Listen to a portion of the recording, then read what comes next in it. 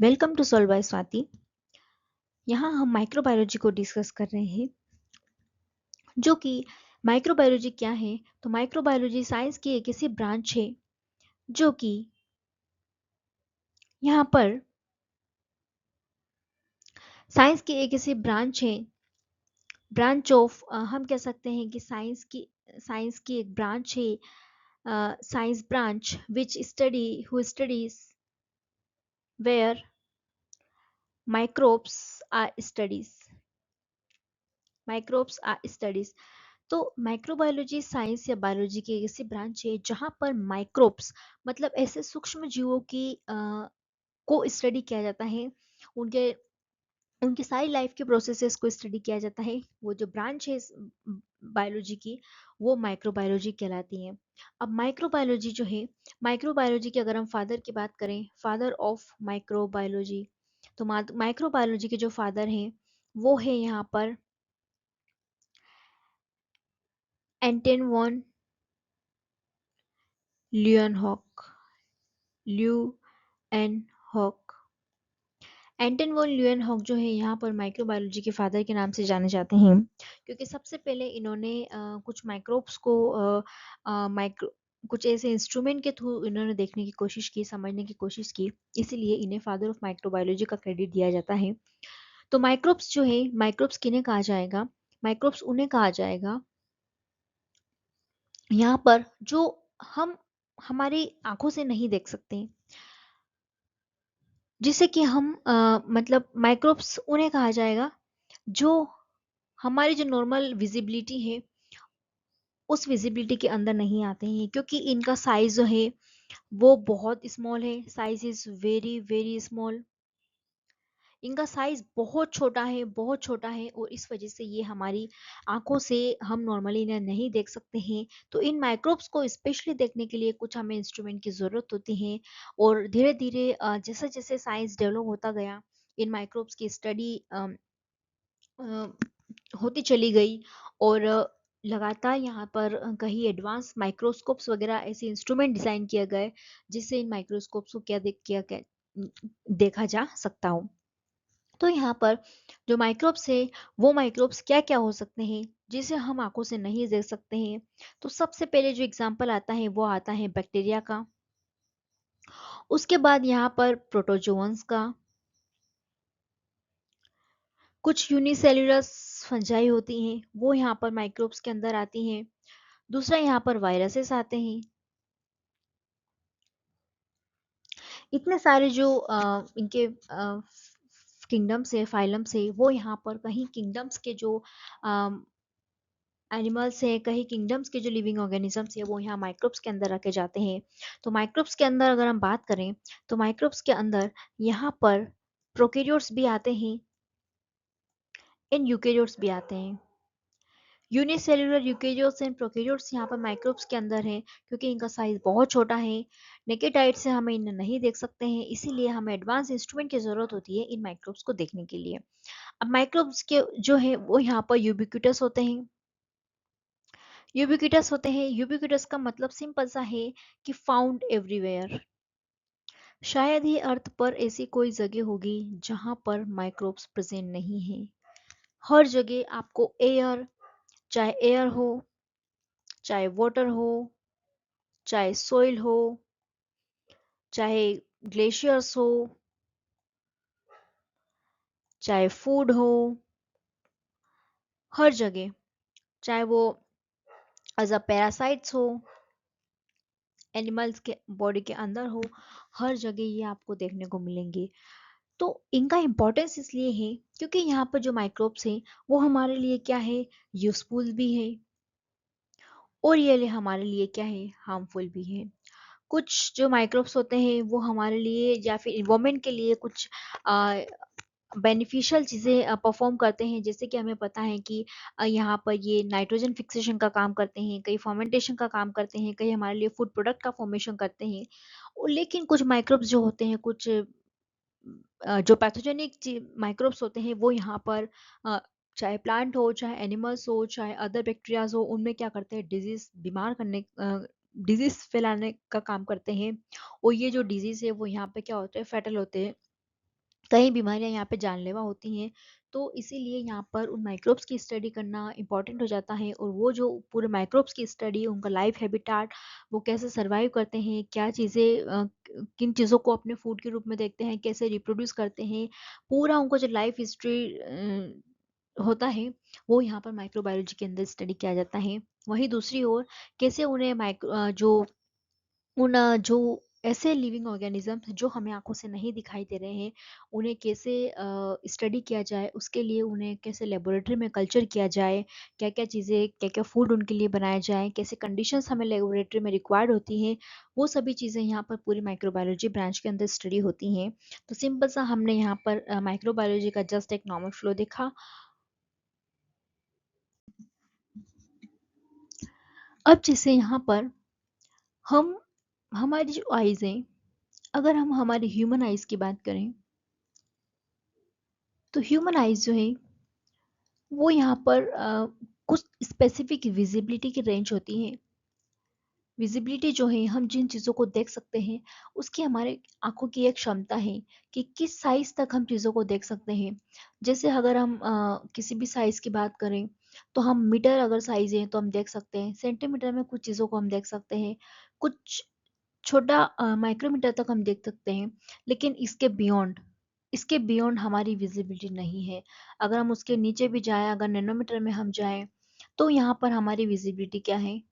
Zero. यहाँ पर हम नहीं देख सकते, क्योंकि इनका साइज इतना ज़्यादा छोटा है कि यहाँ पर हमारी आंखें इन्हें नहीं देख सकती। हमारी आंखें जो नेचर ने डिज़ाइन की है, वो कुछ स्पेसिफिक रेंज तक ही डिज़ाइन की है, उसके आगे हम एक अदृश्य दुनिया नहीं देख सकते। अगर हम यहाँ पर ऑर्गेनिजम्स की बात करें, लिविंग ऑर्गेनिजम्स की बात करें, तो लिविंग ऑर्गेनिजम्स में भी यहाँ पर हर तरह के हमें ऑर्गेनिजम्स देखने को मिलते हैं। वो साइज के बेस पर कि कौन छोटा है, बड़े हैं, प्लांट्स वगैरह इतने बड़े हैं जिसे हम अपनी आंखों से देख सकते हैं। लेकिन यहाँ पर कुछ लिविंग ऑर्गेनिजम्स ऐसे भी हैं जो हमारी आंखों से, जिनकी जो दुनिया है वो हमारी आंखों से क्या है, परे हैं, जो इस अर्थ पर एग्जिस्ट तो कर रहे हैं। यहाँ पर क्या कर रहे हैं? अर्थ पर एग्जिस्ट ऑन अर्थ, ठीक है, अर्थ पर रह रहे हैं, और मिलियन बिलियन सालों से रह रहे हैं। मिलियन, यस, अर्थ पर मिलियन सालों से रह रहे हैं, लेकिन फिर भी हम इन्हें नहीं देख पा रहे हैं। इनका जो है यहाँ पर इकोलॉजिकल इम्पोर्टेंट रोल होता है। इकोलॉजी में इनका इम्पोर्टेंट रोल है। हमारे अर्थ में जो इकोसिस्टम है, इकोसिस्टम में ये बहुत ही इम्पोर्टेंट रोल प्ले करते हैं। तो माइक्रोब्स जो है वो यहाँ पर एज अ प्रोड्यूसर भी काम करते हैं। कुछ माइक्रोब्स होते हैं, जैसे हम ब्लू ग्रीन एल्गी की बात करें, साइनोबैक्टीरिया की बात करें, तो जो फोटोसिंथेटिक यहाँ पर ऑर्गेनिजम्स बात करें, जू प्लैंकटन की करें अगर हम, प्लैंकटॉन्स, ये माइक्रोब्स होते हैं। उसके अलावा यहाँ पर बहुत छोटे जीव जंतु होते हैं जो हम आंखों से नहीं देख सकते हैं, फाइटोप्लैंक्टन्स हो सकते हैं। उसके बाद ये यहाँ पर कंज्यूमर्स होते हैं। कंज्यूमर्स जो यहाँ पर हेट्रोट्रोप्स होते हैं, जो अपना खाना खुद नहीं बनाते, लेकिन अपने फूड के लिए ये यहाँ पर दूसरों पे डिपेंड रहते हैं। जैसे हम बात करें, ये पैथोजेंस हो गए, उसके बाद यहाँ पैरासाइट्स हो गए, ये सभी जो माइक्रोब्स हैं वो यहाँ पर दूसरों के ऊपर फूड के लिए डिपेंड रहते हैं। वहीं जो है इकोलॉजिकली ये कम डिकम्पोजर्स की तरह भी काम करते हैं। जिससे कहीं जो mainly most of the fungus fungi होती हैं, वो यहाँ पर डिकम्पोजिशन का काम करती हैं। बैक्टीरिया यहाँ पर डिकम्पोजिशन का काम करते हैं। तो इनका जो इकोलॉजिकल इम्पोर्टेंट रोल है माइक्रोब्स का, वो बहुत ज़्यादा है। उसके अलावा यहाँ पर एनर्जी जो है, न्यूट्रिएंट साइक्लिंग में इनका इम्पोर्टेंट रोल होता है। अगर माइक्रोब्स ना हो, तो क्या कभी जो न्यूट्रिएंट साइक्लिंग होती है, लगातार गैसेस एक्सचेंज वगैरह बहुत सारी चीज़ें जो है वो यहाँ पर माइक्रोब्स द्वारा परफॉर्म की जाती है। अब इनका क्योंकि साइज छोटा है, तो अब साइज छोटा होने की वजह से हम इन्हें नहीं देख सकते। इसीलिए हमें क्या चाहिए? इनको देखने के लिए हमें इंस्ट्रूमेंट चाहिए, जिस इंस्ट्रूमेंट को क्या कहा जाता है? माइक्रोस्कोप कहा जाता है। माइक्रोस्कोप ऐसे इंस्ट्रूमेंट, ऐसी मशीन्स होती हैं जो कि माइक्रोब्स को देखने के लिए इस्तेमाल होती हैं। इन माइक्रोब्स का साइज बहुत छोटा है, तो ये क्या करते हैं माइक्रोस्कोप, इस माइक्रोस्कोप में अगर हम इस बहुत छोटी चीज़ को देखें, तो ये हमें यहाँ पे क्या होती है, बड़ी बनती हुई दिखाई देती हैं। और इसको हम आसानी से स्टडी कर सकते हैं जब ये हमारी आंखों की रेंज तक विजिबिलिटी में आती हैं तो फिर इसे स्टडी करना यहाँ पर इजी हो जाता है। तो माइक्रोस्कोप का जो इस्तेमाल है वो यहाँ पर बहुत छोटी चीज़ को हम ये क्या कर देता है, यहाँ पर जूम आउट कर देता है, इसको यहाँ पर हमें ये बड़ा बना के दिखाता है, जिसकी वजह से हम यहाँ पर चाहे वो हमें पैथोजेंस की स्टडी करना हो, चाहे वो हमें बीमारी करने वाले माइक्रोब्स की स्टडी करना हो, या मतलब बेनिफिशियल माइक्रोब्स की स्टडी करना हो, सभी चीज़ों की स्टडी यहाँ पर माइक्रोस्कोप की हेल्प से की जा सकती है। अभी हमने देखा कि जो माइक्रोब्स होते हैं वो यहाँ पर यूज़फुल और हार्मफुल दोनों ही होते हैं। यहाँ पर ये यूज़फुल होते हैं, कहीं सारी इंपॉर्टेंट चीज़ें ये परफॉर्म करते हैं, जैसे कि हम बात करते हैं फर्मेंटेशन वगैरह, जो हमारा मिल्क होता है, मिल्क का कर्ड में जो कन्वर्जन होता है, दूध का जो दही में जो कन्वर्जन होता है वो यहाँ पर माइक्रोब्स की हेल्प से होता है। उसके बाद बटर मिल्क बनना, पनीर बनना, उसके अलावा यहाँ पर बहुत सारी फर्मेंटेड चीज़ होती है, बिवरेजेस होती हैं, वो सब यहाँ पर क्या होती है, माइक्रोब्स की वजह से बनती है, राइट, अल्कोहल वगैरह। लेकिन जो माइक्रोब्स है वो यहाँ पर हार्मफुल भी होते हैं, राइट, हार्मफुल भी होते हैं, और हार्मफुल होने की वजह से ये क्या करते हैं, डिजीज कोज करते हैं, और ये डिजीजेस ये एनिमल में भी करते हैं, प्लांट में भी करते हैं, हर लिविंग ऑर्गेनिजम्स को कहीं ना कहीं ये माइक्रोब्स क्या करते हैं, अफेक्ट करते हैं। एज अ पैरासाइट्स भी यहाँ पर ये अपना लाइफ जो है सरवाइव करते हैं। तो इन माइक्रोब्स को कैसे कंट्रोल किया जाए, यहाँ पर ये इंपॉर्टेंट हो जाता है। तो माइक्रोब्स को कंट्रोल करने के लिए यहाँ पे कुछ मेथड्स डिज़ाइन की जाती हैं, डिज़ाइन है माइक्रोबायोलॉजी में। जब हम लेबोरेटरी में काम करते हैं, जब किसी माइक्रोब्स को स्टडी किया जाता है, या जो माइक्रोबायोलॉजी की लैब्स होती हैं, या नॉर्मली भी जो है हमने देखा है कि जो हमारे घर होते हैं, घर में क्या है, जब हम खाना बनाते हैं तो हम खाना क्यों कुक करते हैं, फूड को कुक क्यों किया जाता है, राइट। फूड को कुक करने का इतना सा मतलब है कि वहाँ क्या कर रहे हैं, हम एक हाई टेम्परेचर पे उस खाने को गर्म करते हैं, ताकि उसके अंदर जो भी माइक्रोब्स हो वो माइक्रोब्स यहाँ पे क्या हो जाए, किल हो जाए। हम हर चीज़ को गर्म करते हैं, खाने को गर्म करके खाते हैं, क्यों, क्योंकि वहाँ पर माइक्रोब्स प्रेजेंट है, हार्मफुल माइक्रोब्स हो सकते हैं, और वो हमें क्या कर सकते हैं, डिजीज कर सकते हैं, बीमार कर सकते हैं, उसके अंदर पैरासाइट्स हो सकते हैं, वो हमें बीमार कर सकते हैं। इसीलिए हम उसे हाई टेम्परेचर देते हैं। ये भी एक कंट्रोल मेथड है, उन माइक्रोब्स को कंट्रोल करने का एक मेथड है, जिससे कि ये माइक्रोब्स क्या होते हैं, मर जाते हैं, और फिर हमें ये क्या करते हैं, बीमार नहीं कर पाते हैं, और एक अच्छा जो खाना है वो हम कंज्यूम कर सकते हैं। उसके अलावा यहाँ पर जो है ना, हम बात करें तो हम प्रेशर कुकर की बात करते हैं। प्रेशर कुकर में यहाँ पे क्या होता है, बहुत हाई प्रेशर में जब खाना कुक होता है, तो उस हाई प्रेशर की वजह से भी क्या हो जाता है, माइक्रोब्स की यहाँ पर डेथ हो जाती है, जो भी हम इस जिससे कि हम एक फूड, हेल्दी फूड यहाँ पर खा पाए। दूसरा, यहाँ पर हम फूड के अंदर कहीं एसिडिक चीज़ों का इस्तेमाल करते हैं, जैसे नेचुरली अगर हम देखें तो लेमन, विनेगर, कुछ ऐसी चीज़ें होती हैं। तो इन एसिडिक चीज़ों से भी यहाँ पे क्या हो जाता है, माइक्रोब्स की क्या हो जाती है, डेथ हो जाती है। तो नेचुरली भी अगर हम देखें तो इन माइक्रोबियल कंट्रोल मेथड्स को क्या कर सकते हैं, हम इस्तेमाल करते हैं, हमारी डेली लाइफ में हम इसे इस्तेमाल करते हैं।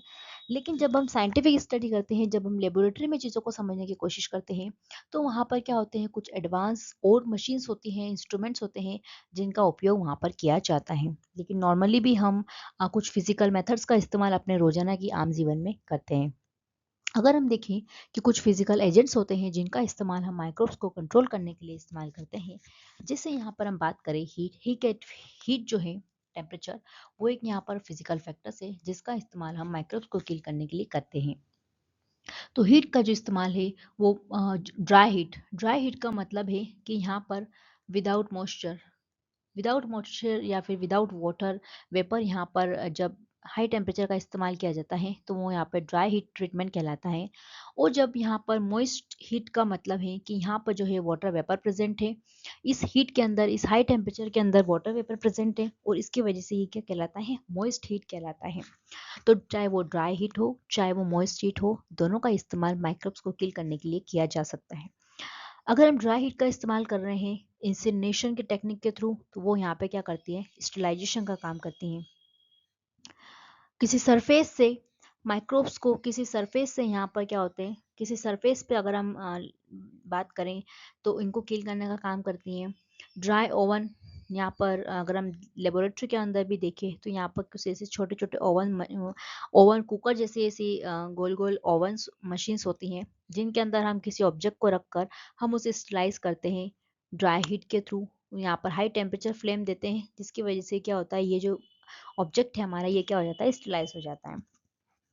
वहीं दूसरी ओर अगर हम मॉइस्ट हीट का इस्तेमाल करते हैं तो यहाँ पर स्टरलाइजेशन के लिए हम देखें तो ऑटोक्लेव इसका बेहतरीन एग्जांपल है जो लेबोरेटरी में इस्तेमाल होता है, जहाँ पर हाई प्रेशर स्टीम के अंदर चीज़ों को, ऑब्जेक्ट को, जो लेबोरेटरी के ग्लासवियर्स होते हैं या फिर जो मीडियाज होते हैं, मीडिया हो गए, ग्लासवेयर्स हो गए, या जो भी उनको जो है स्टरलाइज करने का काम यहाँ पर मॉइस्ट चीज़ के साथ किया जा सकता है। या फिर जो है यहाँ पर वाटर को बॉईल करके, मतलब उबले हुए पानी में हम चीज़ों को स्टरलाइज करने की कोशिश करते हैं, वो यहाँ पर पाश्चराइजेशन कहलाता है, जिससे कि डिसइंफेक्शन के फॉर्म में किया जा सकता है। जैसे हम जो मान लो कोई गरम चीज़ को हम गरम फ्लोर पर डाल दें और कोई वहाँ पर चीज़ें हों तो वो क्या होगा, डिसइंफेक्शन की तरह हम यूज़ कर सकते हैं। अगर यहाँ पर रेडिएशन का सिंपल सा मतलब है कि जो इलेक्ट्रोमैग्नेटिक रेडिएशंस होती हैं उनका इस्तेमाल यहाँ पर अलग अलग वेवलेंथ का इस्तेमाल यहाँ पे माइक्रोब्स को कंट्रोल करने के लिए किया जा सकता है।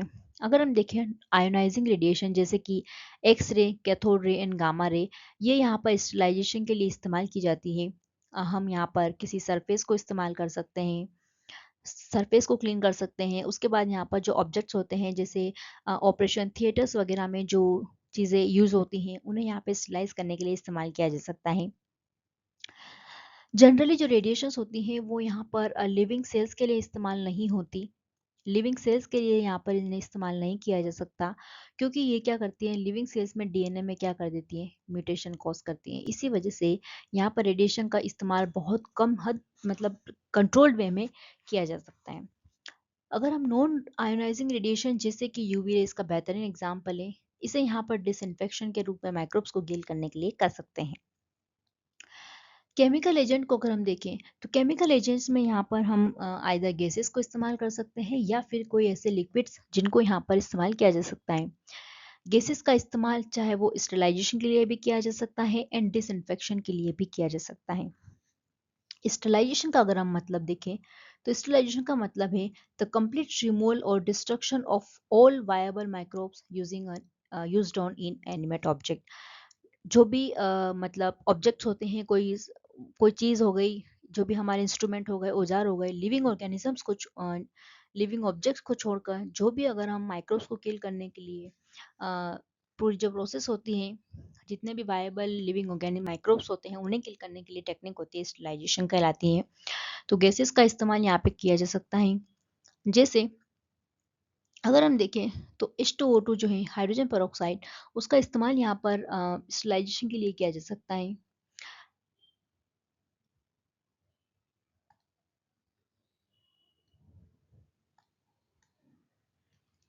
एंड यहाँ पर अगर हम देखें तो डिसइंफेक्शन के लिए भी गैसेस का इस्तेमाल किया जा सकता है। कुछ ऐसे लिक्विड्स केमिकल रिएजेंट्स होते हैं जैसे कि नॉर्मली हम घर में फिनोल्स इस्तेमाल करते हैं, फिनाइल इस्तेमाल करते हैं, जिससे कि हम सरफेस को स्टरलाइज करते हैं, राइट। सरफेस को हम स्टरलाइज करते हैं, डिसइंफेक्शन की तरह हम इस्तेमाल करते हैं। जैसे घर में भी बहुत सारे डिसइंफेक्टेंट होते हैं, मेडिकली इन्हें यूज़ किया जा सकता है। फ्लोर को क्लीन करने के लिए डिसइंफेक्शन का इस्तेमाल हो सकता है। अगर कोई लिविंग यहाँ पर जैसे हम अपने हैंड्स हो गए, लिविंग जो पार्ट्स हैं, अगर उन्हें हम सही क्लीन करना चाहते हैं, माइक्रोब से स्लाइस करना चाहते हैं, तो यहाँ पे दो मेथड्स होती हैं। आइदर हम कीमोथेरेपी केमिकल ट्रीटमेंट से उन्हें क्लीन करें, जैसे कि हम नॉर्मली डेटॉल वगैरह का इस्तेमाल करते हैं। तो ये केमिकल ट्रीटमेंट है उन माइक्रोब्स को किल करने का। एंटीसेप्सिस भी यहाँ पर एक तरीका होता है जिससे कि लिक्विड एजेंट्स का इस्तेमाल करके माइक्रोब्स को किल किया जा सकता है। दूसरा यहाँ पर अगर हम देखें तो मैकेनिकल मेथड्स भी होते हैं जहाँ पर हम फिल्ट्रेशन का इस्तेमाल करते हैं। बहुत ही थीन जो होती है मेम्ब्रेन होती है, जिससे कि हम किसी चीज़ को फिल्टर आउट कर सकते हैं और जो हमारे माइक्रोब्स है वो बाहर रह जाएंगे और जो हमारा नॉर्मल फिल्टर्स है वो यहाँ पर फिल्टर हो जाएगा। तो यहाँ पर हम एयर के थ्रू फिल्टर कर सकते हैं, जैसे कि यहाँ पर होता है हेपा फिल्टर्स। हेपा फिल्टर्स होता है लिक्विड, लिक्विड में फिल्ट्रेशन अगर हम करना चाहें तो यहाँ पे स्टरलाइजेशन कर सकते हैं। ये जो एयर फिल्ट्रेशन है ये माइक्रो यहाँ पर लेबोरेटरी में इस्तेमाल की जाती है नॉर्मली माइक्रोब्स को, या फिर जब हम माइक्रोब्स का कल्चर करते हैं तो वहाँ पर चीज़ों को स्टरलाइज करने के लिए मैकेनिकल चीज़ों का इस्तेमाल किया जा सकता है।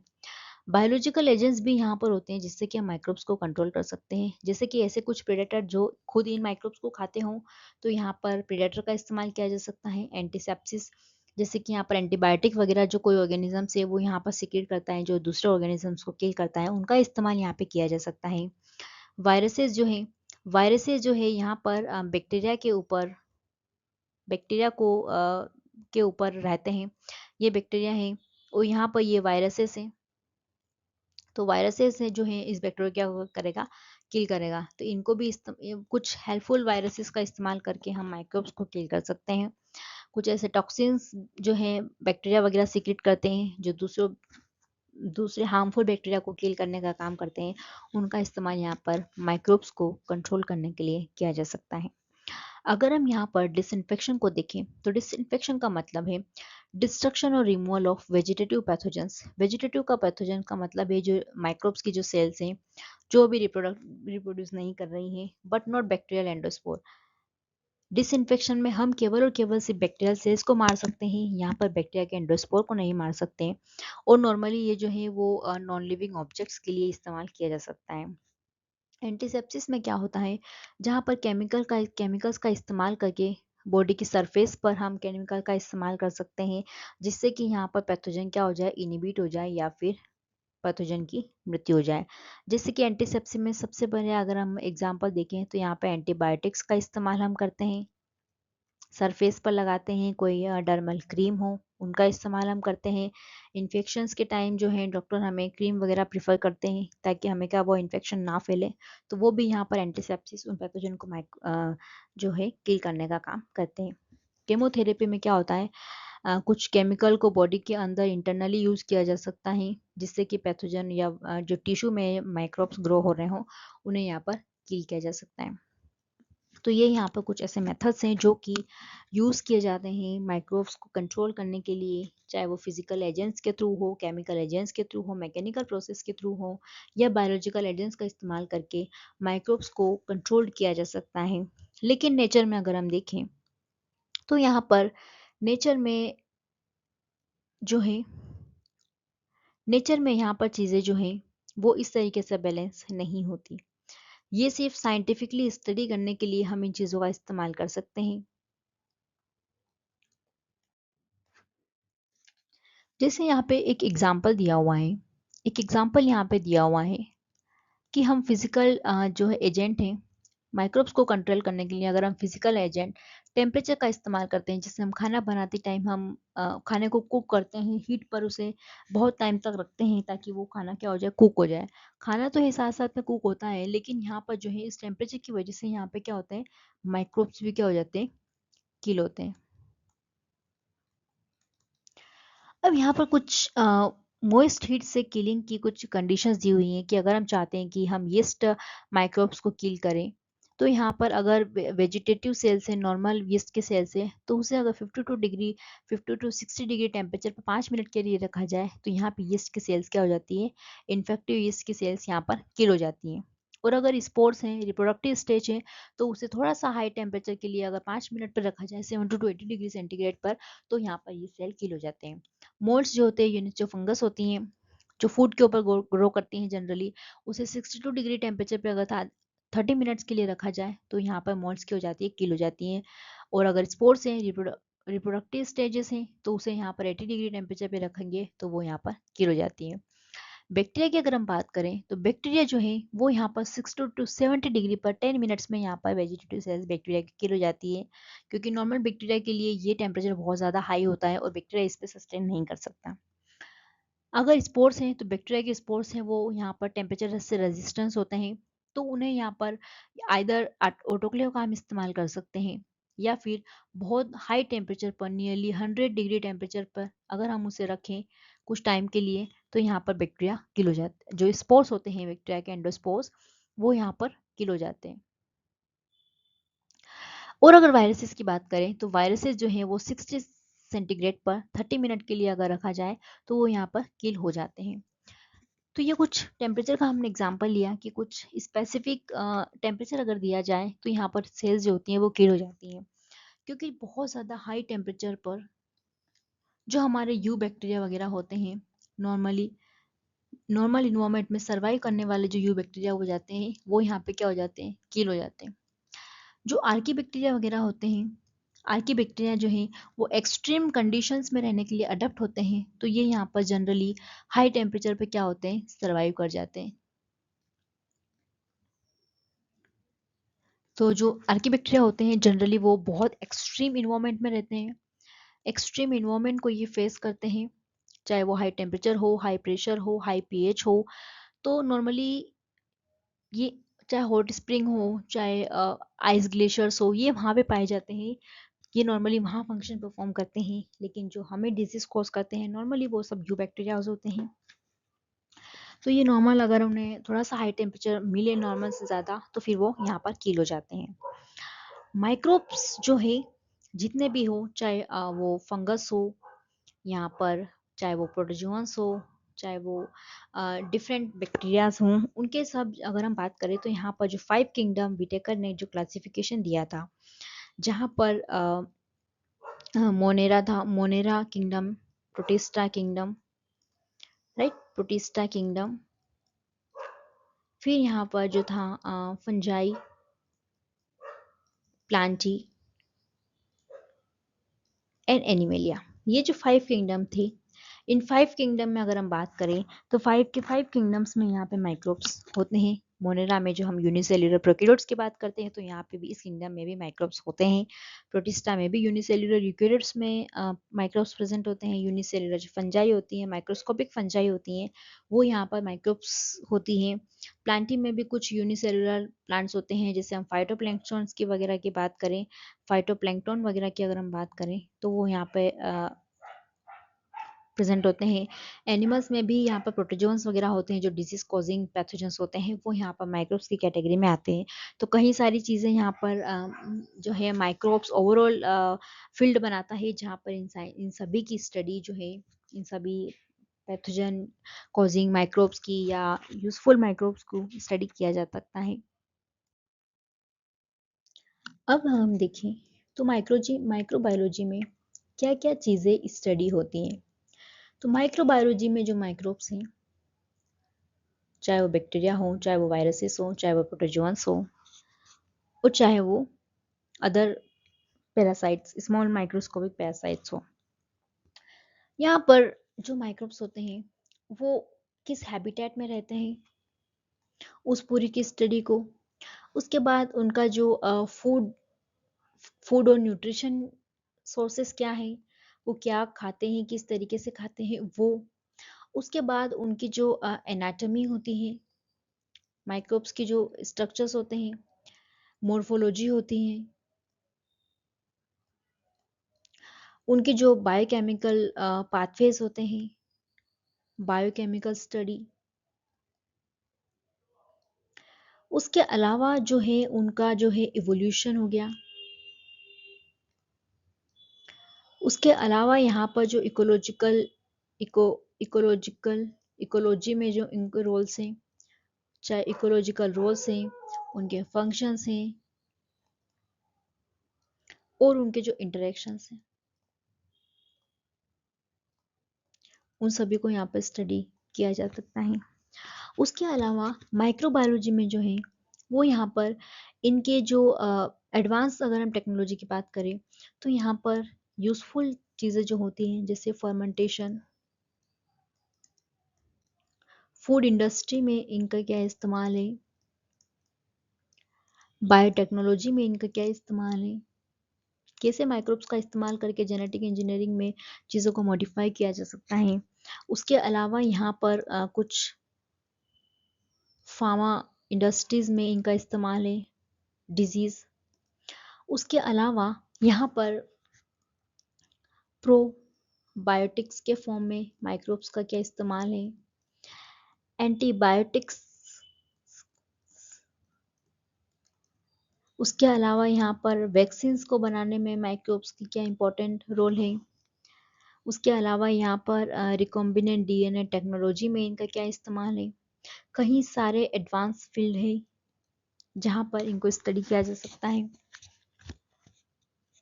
इनके अगर हम बात करें इंडस्ट्रीज या फिर हम बात करें माइक्रोब्स के टेक्सोनोमी और इनके क्लासिफिकेशन की, जहाँ पर माइक्रोब्स को क्लासिफाई किया जा सकता है अलग अलग फाइलम्स में, अलग अलग क्लास, ऑर्डर, जीनस, स्पीशीज में। उसके अलावा यहाँ पर इनका नोमेनक्लेचर हो, और कई सारी इंडस्ट्रीज में इनका बहुत इंपॉर्टेंट रोल है। नॉर्मल इनका डेली हमारे जो लाइफ है उसके बाद इंटरेक्शन है। उसके अलावा ह्यूमन माइक्रोब्स इंटरेक्शंस,